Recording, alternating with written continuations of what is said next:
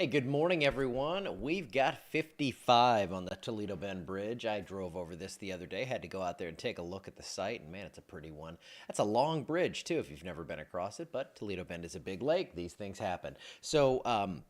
We actually have a nice breeze out there.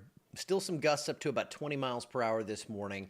And looking out there right now, you can see that breeze on the water there coming from a different direction. We're not used to that. Some high clouds out there as well this morning, but that should dissipate. 53 degrees here. We actually see those clouds way off on the western horizon, but it has cleared out here in Alexandria. So 53, dew point is 37.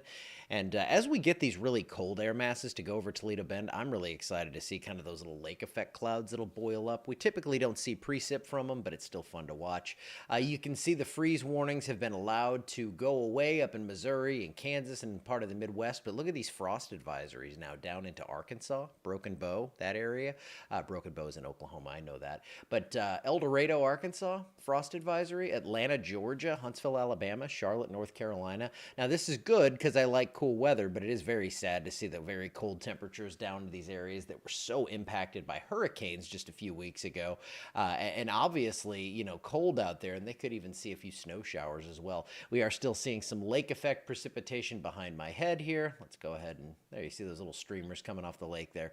So it is getting cold. Seasons are changing here. And that's good. The bad news is it's so dry out there that we have fire weather warnings in place until 9 p.m.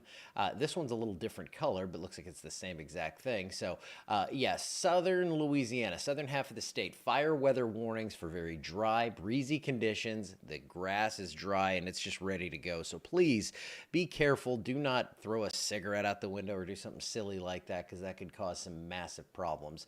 Now, apart from that, we have temperatures in the upper 60s today, lots of sunshine. It's going to be a great day. So if you want to get outside and not, have a fire and stuff, this would be the day to do it.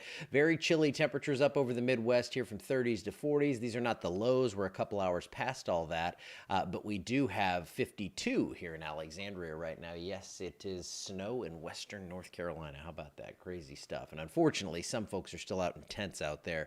So for today, got a few showers along that front out in Texas. Going to stay dry here. I expect clear skies, and I expect decent radiational cooling. We haven't talked about radiational cooling in forever, but when it clears out and the winds kind of go slack, that's when the temperatures can really drop at night.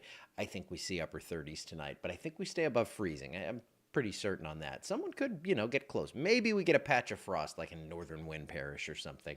No storms out there for today, not locally, seeing some storms out in the Rockies, and everything's just kind of looking up apart from that whole fire weather warning thing. This area here in the near Central America down to a 20% chance of development, and this area that was up to 60% down to 40% now. As it moves west, it could develop, but then the conditions become hostile, and we have no real concerns locally for any of this. You can actually see that front kind of dropping through. See, there it goes. That's the cold front. That's what came through, cooled us off last night, knocked that stink right out of town. I don't know what that was, but my goodness, it hit. I was out looking at the comet, and I was like, okay, this is not for me. Storms off the coast of Central America. That's that one area we're watching. There's the other area right here. Nothing overly impressive right now, and it's not going to impact our forecast. Another week of dry.